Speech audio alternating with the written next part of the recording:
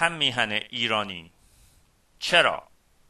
چرا شماری از ایرانیان خود و فرزندانشان را با نامهای دشمنانشان و اشخاصی که ایرانیان را به خاطر ایرانی بودنشان به قتل رساندند صدا می کنند؟ چرا فرهنگ‌های دیگر در طول تاریخ انسانی نامهای فرهنگیشان را روی فرزندانشان می‌گذارند و از استفاده نامهای دشمنانشان پرهیز می‌کنند؟ چرا چندی از ایرانیان در میان ما هیچ نوع تلاشی برای بقای فرهنگ ایرانی نمی‌کنند و فرهنگ ایرانی را به عناوین مختلف پایمال می‌کنند؟ جواب این چراها شاید این باشد که آنها فقط در ظاهر خود را یک ایرانی جلوه می‌دهند، ولی در قلب و ذهنشان یک ضد ایرانی هستند.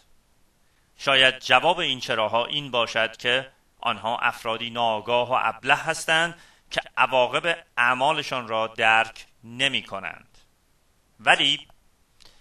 ولی چیزی که به یقین است این است که آنها را نشاید یک ایرانی نامید و چیزی که به یقین است این است که آنها را نباید یک ایرانی نامید.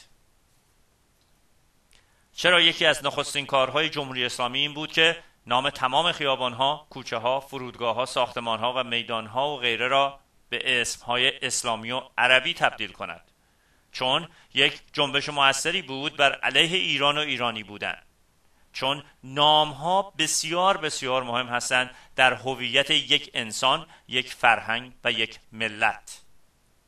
به عنوان یک ایرانی از یکایک شما ایرانیان تمنا می‌کنم در هر جای دنیا که هستید نامتان را به نام ایرانی تبدیل کنید و به دنیا و سران شرکت‌های نفتی، بانکی و غیره و به رهبران کشورها نشان دهید که ما هستیم و خواهیم بود و آنها با سیاست‌های کثیف و حریصانه‌شان نمی‌توانند ما ایرانیان را از هم گسسته و نابود کنند.